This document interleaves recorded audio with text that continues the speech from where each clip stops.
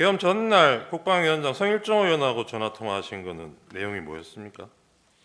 그럼 12월 2일인가요? 2일이죠. 2일 저녁에.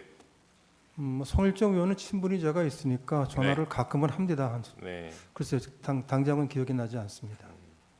그러니까요. 이게 국정원의 정무직 고위공무원이 국방위원회하고 정부위원회 위원장이나 간사위원들하고 통화하는 게 아주 이상한 일은 아닌 것 같은데.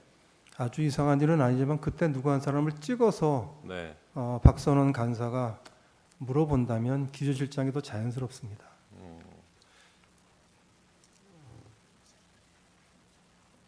성일종 의원하고는 계엄 당일에도 정인이 통화하신 걸로 나오네요. 그거는 기억나세요? 사실은 잘 안 납니다. 안 나시죠. 그 뭐 그렇게 연락 주고받은 문자하고 이런 게 수상하다면 정인 통화 내역을 보면 계엄 전날인 12월 2일 날 대통령 영부인으로부터 문자를 2통 받아요. 그런 내역이 있습니다. 그리고 그날은 답장을 못하고 그 다음날 정인이 답장을 보냈어요. 그건 무슨 내용인지 기억나십니까? 글쎄요, 금방 기억이 잘 안 납니다. 그런 내용을 이 민감한 시기에 주고받았다는 걸로 누가 의심을 하면 어떻게 답변하시겠어요?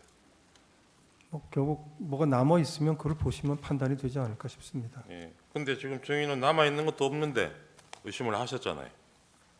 무슨 말씀이신지 잘 아까 질문을 이해하지 못했습니다. 그 야당 의원하고 1차장하고 이 무렵에 연락 주고받은 게 이상하다고 의심을 하셨잖아요. 그러니까 12월 3일 밤 12시가 넘어서 계엄과 관련해서 네. 야당 정보위 간사가 연락을 한다면 제가 아니면 기조실장이 더 자연스러울 거라고 말씀드렸습니다. 그러니까요. 그렇게 접근을 하자면 계엄 전날, 당일날 영부인하고 문자 주고받은 거는 더 이상하지 않나요? 국정원장이 영부인하고 왜 문자 주고받습니까?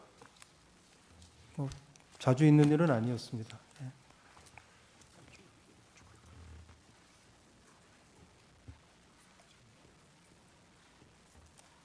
직접 물어보시죠.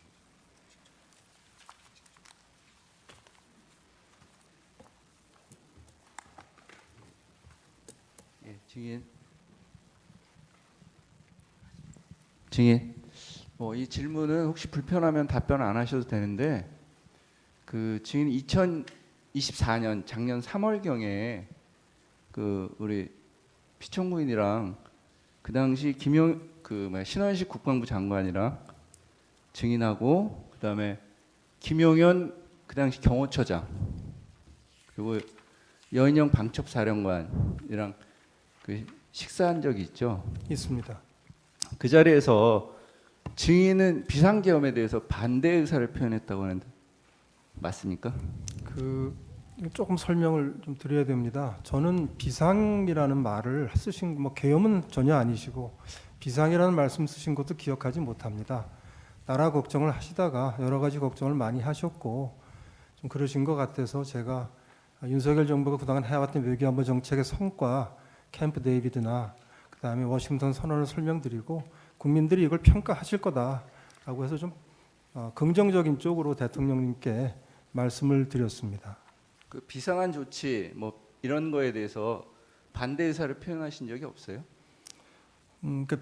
좀 이렇게 부정적인 생각을 하시지 않고 긍정적으로 하시고 국민들한테 평가를 받으실 수 있을 거다라고 얘기를 했지. 제가 비상이라는 말 나온 것도 기억을 못 하는데 반대할 건 없었습니다. 증인은 아시는지 모르겠지만 엊그제 신원식 당시 국방부 장관께서 이 자리에 나와서 자신은 반대 의사를 표명했고 증인도 반대 의사를 표명했다고 말씀했는데 혹시 그 내용 모르세요? 언론에서 봤습니다만 예. 저도 그거 보고 또 생각을 해봤는데 제 기억을 바꿀 이유는 없기 때문에 제가 기억하는 대로 그냥 똑같이 말씀드립니다. 그러면 그대로 국회에서도 말씀드렸습니다. 그래서 그 이후에 그 피청구인 대통령께서 증인한테 비상한 상황, 결단 이런 얘기를 하신 적이 있나요? 제 기억에는 없었습니다. 예. 그러면 그런 상황을 보면 작년 12월 3일 날 비상계엄 선포할 당시에 증인은 패싱된 거로 볼 수 있는 거 아닌가요?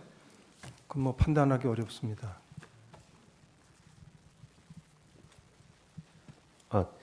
예, 잠깐만요. 2분 추가하세요. 2분 추가하십시오.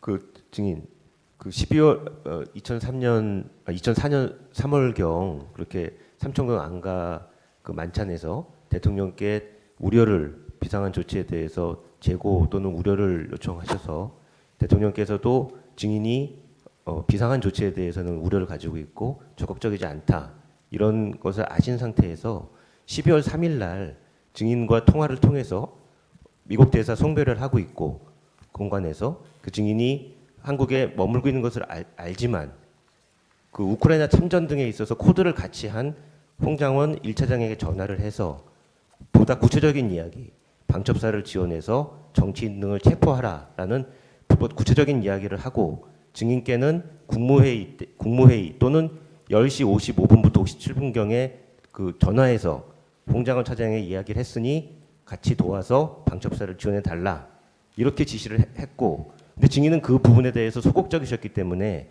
홍장원 차장이 추가 지침을 받기 위해서 간부회의 정무직 회의 이후에 들어왔을 때 일부러 외면하고 그것을 듣지 않으려 하고 그렇게 하셨던 거 아닙니까?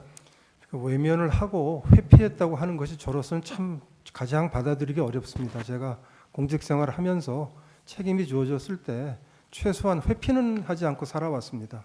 근데 똑바로 보고를 해서 저한테 지침을 받아가야 될 일을 그 수수께끼 선문답하는 것처럼 해놓고 처음엔 또 저한테 보고 안 했다고 정보위에서 얘기했던 사람이 말을 바꿔서 저한테 보고를 했다고 하니 저로서는 정말 답답합니다. 증인은 오랜 공직 생활에 있어서 가장 엘리트 관료로서 근무를 해왔습니다. 누구보다도 명석하고 또 지시라든지 보고에 대해서 누구보다도 잘 아시는 분입니다. 그런데 홍장원 차장이 얘기한 그 문구 자체는 다 인정하시면서 네. 예, 재판부에서 보충 신문하겠습니다. 보면 계엄 전후로 증인이 국회의원하고 여러 통의 전화를 하신 게 나옵니다. 기억나시죠? 뭐 성일종 의원, 신성범 의원. 신성범 의원은 아마 12월 6일 전에 제가 했던가요? 네, 뭐 정확히 기억이 잘 안 통화하신 납니다. 내역은 있습니다. 아 그렇습니까? 4일에도 통화를 하시고. 4일 날요. 네. 네, 뭐 기록이 맞을 겁니다. 네. 아까 홍 차장이 이재명 대표한테 전화 한번 해보시라 한 것 그 자체로 무슨 정치적 중립 위반이라고 생각을 하셨다는 건데 증인이 여당 의원들하고 통화하는 것은 괜찮고 야당 대표한테 통화하는 것은 바로 정치적 중립 위반이 됩니까? 국정원장이 그 당시 상황에서 야당 대표하고 평소에 연락하던 사람도 아닌데 전화를 한다는 것은 누가 보더라도 지극히 정치적인 행위가 될 것입니다.